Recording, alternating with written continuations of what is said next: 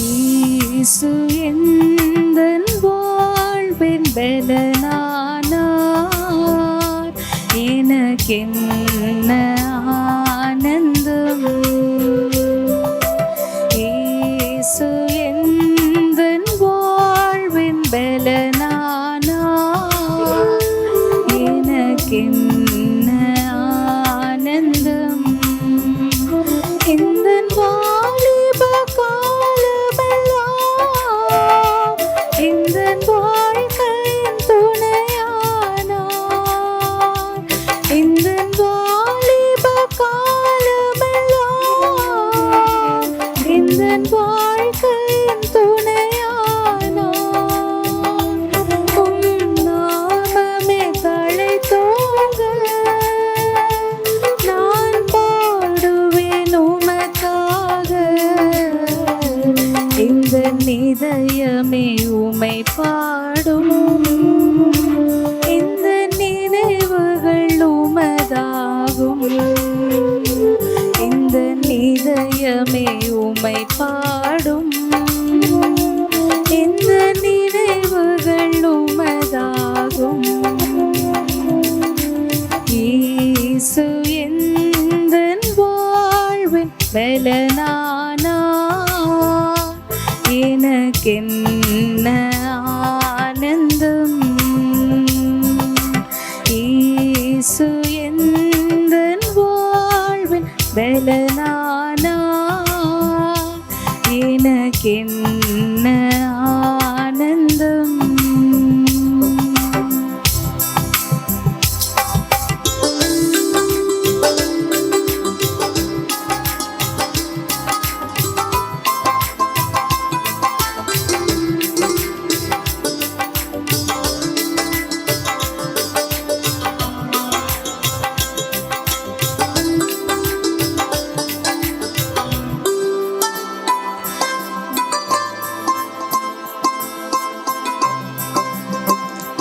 பெரும் தீமைகள் அகன்றோட, உள்ள மாயைகள் மறைந்தோட.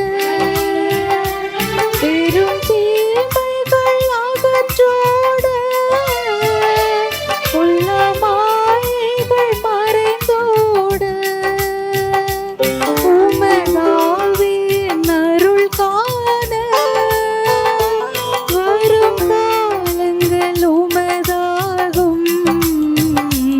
இந்த இதயமே உமை பாடும், இந்த நினைவுகள் உமதாகும்.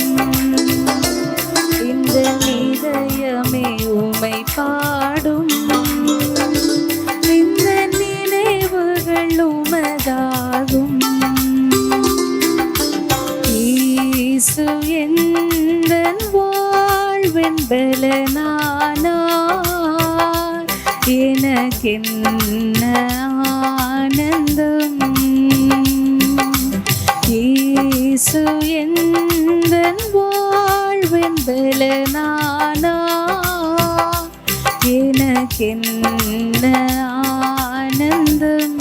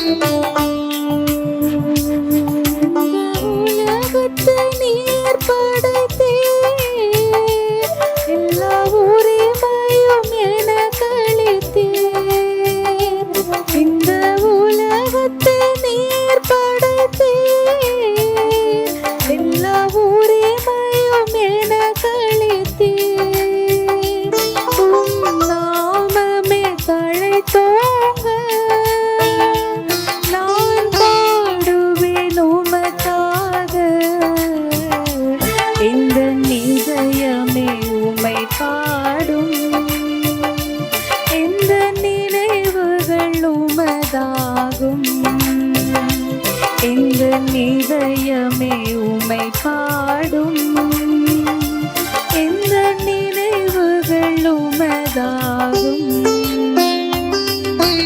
இயேசு எந்தன் வாழ்வின் பலனானார், எனக்கென்ன ஆனந்தம். இயேசு எந்தன் வாழ்வின் பலனானார், எனக்கென்ன ஆனந்தம். ஆண்டவராகிய இயேசு கிறிஸ்துவின் நாமம் மையப்படுவதாக. இந்த நாளில் நம்ம ஒரு வித்தியாசமான ஒரு தேவனுடைய வார்த்தையை தியானிக்க போகின்றோம். 2 சாமுவேல் 24 13 வசனம். 2 சாமுவேல் 24:13. அப்படியே காத்து தாவீதினிடத்தில் வந்து அவனை நோக்கி, உம்முடைய தேசத்தில் 7 வருஷம் பஞ்சம் வர வேண்டுமோ, அல்லது 3 மாதம் உம்முடைய சத்துருக்கள் உம்மை பின்தொடர நீர் அவர்களுக்கு முன்பாக ஓடி போக வேண்டுமோ, அல்லது உம்முடைய தேசத்தில் 3 நாள் கொள்ளுநோய் உண்டாக வேண்டுமோ, இப்போதும் என்னை அனுப்பினவருக்கு நான் என்ன மறுபத்திரவு கொடுக்க வேண்டும் என்பதை நீர் யோசித்து பாரும் என்று சொன்னான். தாவீதுடைய வாழ்க்கையில் ஒரு சம்பவம் நடக்குது. உரியாவின் மனைவியாகிய பஸ்ஸபேலுடைய மேட்டரை தவிர அவன் எந்த விஷயத்திலையும் தேவனுக்கு பிரியமில்லாத ஒரு காரியங்கள் கூட செஞ்சது கிடையாது என்று வேதத்தில் பதிவு செய்யப்பட்டிருக்கிறது. இந்த இடத்துல இன்னொரு காரியம் பாருங்க, அது மதியனமாக செஞ்ச காரியம், மனப்பூர்வமாக அவன் செய்யலை. அந்த காரியத்துக்கு கூட ஆண்டவர் என்ன செய்கிறாருன்னா சின்ன ஒரு சிக்ஷையை கொடுத்து அவனை திருத்துறாரு. நீங்கள் 2 சாமுவேல் 24 அதிகாரம் 1 வசனம் 2 வசனம் வாசித்தா உங்களுக்கு தெரியும். கர்த்தருடைய கோபம் திரும்ப இஸ்ரவேல் மேல் மூண்டது. இஸ்ரவேல் யூதா என்பவர்களை லக்கம்பார் என்று அவர்களுக்கு விரோதமாக சொல்கிறதற்கு தாவீது ஏவப்பட்டான். அப்படியே ராஜா தன்னோடு இருக்கிற சேனாதிபதியாகிய யோவாபை பார்த்து, ஜனங்களின் லக்கத்தை நாம் அறியும்படிக்கு நீ தான் முதல் பெயர்சபா மட்டுமல்ல இஸ்ரவேலின் கோத்திரம் எங்கும் சுற்றி திரிந்து ஜனங்களை தொகையிடுங்கள் என்றார். இது ஆக்சுவலாட்டு நார்மலாக நடக்கக்கூடிய ஒன்று. இப்போ கூட நீங்கள் நம்ம இந்திய தேசத்தில் பார்க்கலாம், தமிழ்நாட்டில் பார்க்கலாம். மக்கள் தொகை கணக்கெடுப்புன்னு சொல்லுவாங்க, சென்சஸ்ன்னு சொல்கிறாங்க இல்லைங்களா. 5 வருஷம் ஒருக்க வீட்டுக்கு வராங்க. நம்மளை பற்றி மொத்த காரியங்களை அவங்க என்ன செய்கிறாங்கன்னு சொன்னால் அவங்க ரெக்கார்ட் பண்ணிக்கிட்டுறாங்க. புதுசாக பிறந்த குழந்தைகளை குறித்து கேட்குறாங்க, பிள்ளைகளுடைய எஜுகேஷனை கேட்குறாங்க, வேலையை கேட்குறாங்க, சொந்த வீடா வாடகை வீடான்னு கேட்குறாங்க, வெஹிக்கிள் கேட்குறாங்க, எல்லாமே தெளிவாக கேட்குறாங்க இந்த காலத்தில். ஆனால் அதே சமயத்தில் ஒரு காரியம் தேவனுக்கு பிரியமில்லை என்றால் அது எப்படிப்பட்ட காரியமாக இருந்தாலும் நம்ம அதை செய்யக்கூடாது. அதுக்கு தான் இந்த சம்பவம். இந்த இடத்துல பாருங்க, திடீர்னு தாவீதுக்கு ஒரு ஆசை வருது. என்ன ஆசை வருதுன்னு சொன்னால், யூதாவில் மிலிட்ரியில் எத்தனை பேர் ஒர்க் பண்ணுறாங்க, இஸ்ரேலில் மிலிட்ரியில் எத்தனை பேர் ஒர்க் பண்ணுறாங்க, அவங்கள கவுண்ட் பண்ணுங்க. தன்னுடைய தளபதியை கூப்பிட்டு அவன் விதமாக சொல்வதாக நம்ம வேதத்தில் பார்க்குறோம். அதாவது அந்த 24 அதிகாரத்தில் 9 வசனத்தில் வரும். யோவாப் ஜனத்தை லக்கம் பார்த்த தொகையை ராஜாவுக்கு கொடுத்தான். இஸ்ரவேலிலே பட்டயம் உருவத்தக்க யுத்த சேவகர் 8 லட்சம் பேர் இருந்தார்கள். யூதா மனுஷர் 5 லட்சம் பேர் இருந்தார்கள். ஒரு 13 லட்சம். இப்போ ராஜாவுக்கு திடீர்னு ஒரு ஆசை வந்துடுச்சு, யாரெல்லாம் மிலிட்ரியில் ஒர்க் பண்ணுறாங்க, இஸ்ரவேலில் எத்தனை பேர், யூதாவில் எத்தனை பேர். இந்த காரியம் சுத்தமாக ஆண்டுக்கு பிடிக்கலை. ஆண்டுக்கு பிடித்தமில்லாத ஒரு காரியத்தை அவன் செஞ்சான். சென்சஸ் எடுத்து அவன் கையில் கொடுத்துட்டாங்க.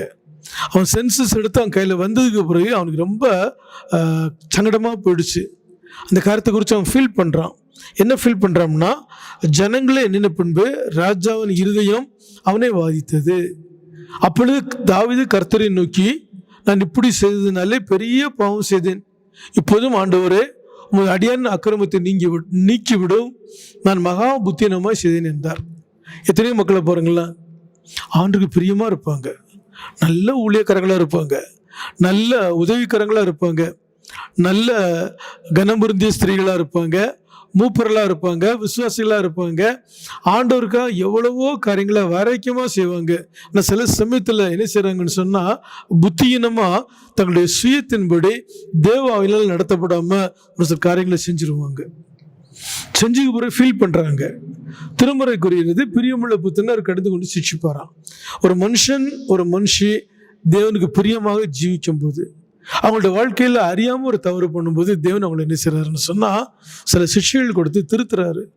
அவர்கள் நிமித்தமாக அவர்கள் குடும்பம் பாதிக்கப்படுவதை, அவளுடைய கிராமம் பாதிக்கப்படுவதை, அவளுடைய பட்டணம் பாதிக்கப்படுவதை நம்ம கேள்விப்படுகிறோம், நம்முடைய வாழ்க்கையில் நம்ம அனுபவிக்கிறோம் இல்லைங்களா? அந்த சம்பவம் தான் தாவீதுக்கு நடந்தது. அவனுடைய சொற்பம் மதியனும் ஒரு சின்ன ஆசை, சென்சஸ் பார்க்க சொல்லிட்டான்.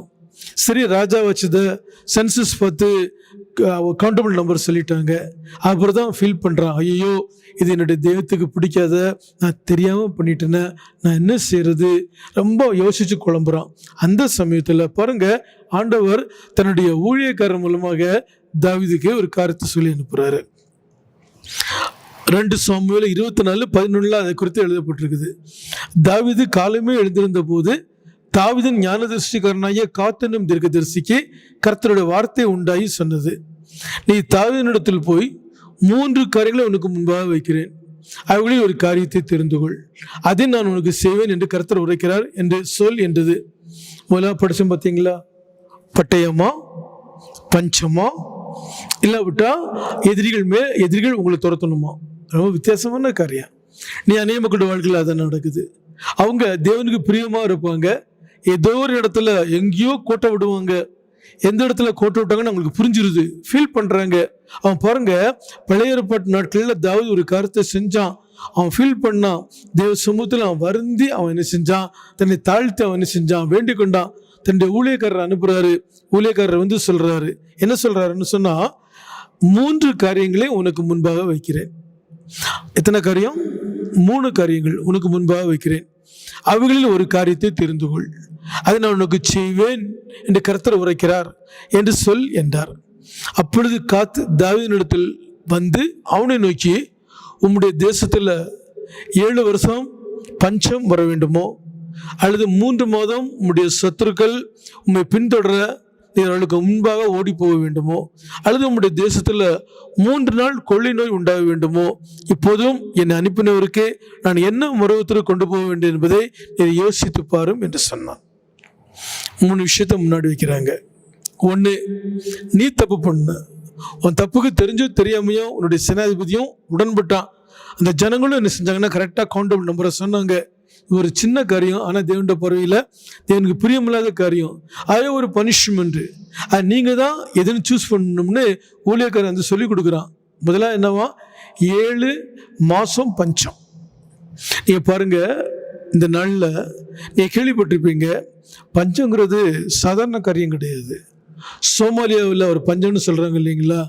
நம்மெல்லாம் யூடியூப்பில் பார்த்துருப்போம்.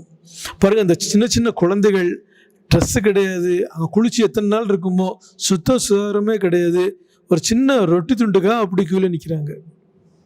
ஒன்றும் இல்லை, இப்போ காசால போர் நடந்துட்டு இருக்குது இல்லைங்களா? காசால எவ்வளோ பெரிய பணக்காரங்களாக இருந்தவங்க இன்றைக்கி பாருங்கள், ஒரு பிச்சைக்கார மாதிரி என்ன செய்கிறாங்கன்னு சொன்னால் க்யூவில் நிற்கிறாங்க சோத்துக்கு. அதெல்லாம் பார்க்கும்போது அப்படியே மனசு பதறுது இல்லைங்களா? அதுதான் பஞ்சம்.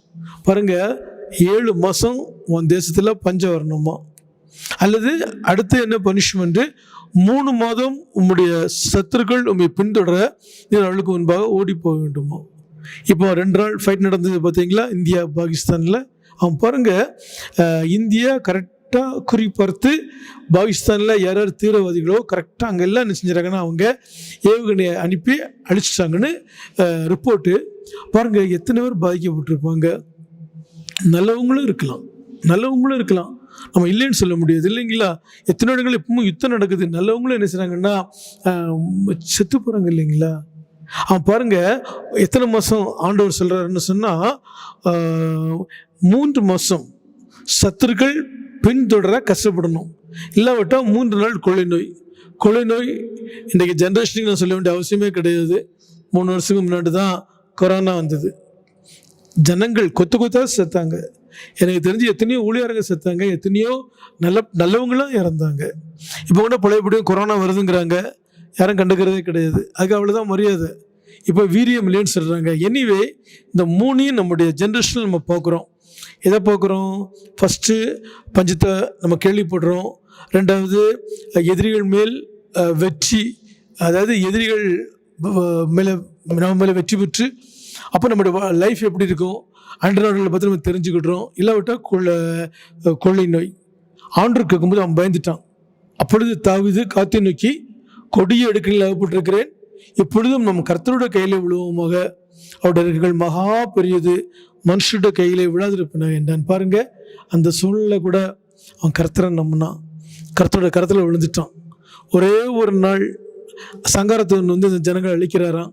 இந்த ஜனங்கள் மடியும் போது அவனோட மனசு அப்படியே இழைகிறது. பாருங்க, வசனம் சொல்லுது 16, தேவதூதன் எருசலேமை அழிக்க தன் கையை அதன் மேல் நீட்டின போது கர்த்தர் அந்த தீங்குக்கு மனஸ்தாபப்பட்டு ஜனங்களே சங்கரிக்கிற தூதனை நோக்கி, போதும் இப்போதும் உன் கையை நிறுத்து என்றார். அந்த வேளையில் கர்த்தருடைய தூதன் எபூசியனாகிய அருவனாவின் போரடிக்கிற களத்துக்கு நேரே இருந்தான். பாருங்க, ஜனத்தை உபாதிக்கிற தூதனை தாவீது கண்டபோது அவன் கர்த்தரை நோக்கி, இதோ நான் தான் பாவம் செய்தேன், நான் தான் அக்கிரமம் பண்ணினேன், இந்த ஆடுகள் என்ன செய்தது, உம்முடைய கை எனக்கும் என் தகப்பன் வீட்டுக்கும் விரோதமாக இருப்பதா என்று விண்ணப்பம் பண்ணினான்.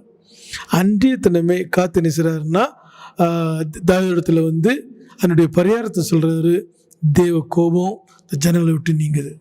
திரும்பவும் சொல்றேங்க, நீங்க ஒரு தப்பு பண்றீங்கன்னா, முட்டாள்தனமாக ஒரு காரியம் செய்றீங்கன்னா, அது நிமித்தமாக உங்க குடும்பத்தில் சத்துருடைய கிரியைகள் வந்து என்ன செய்யலாம், அழிக்க முற்படலாம், பஞ்சம் வரலாம், நோய் வரலாம், எல்லாமே நம்ம கையில் தான் இருக்குது.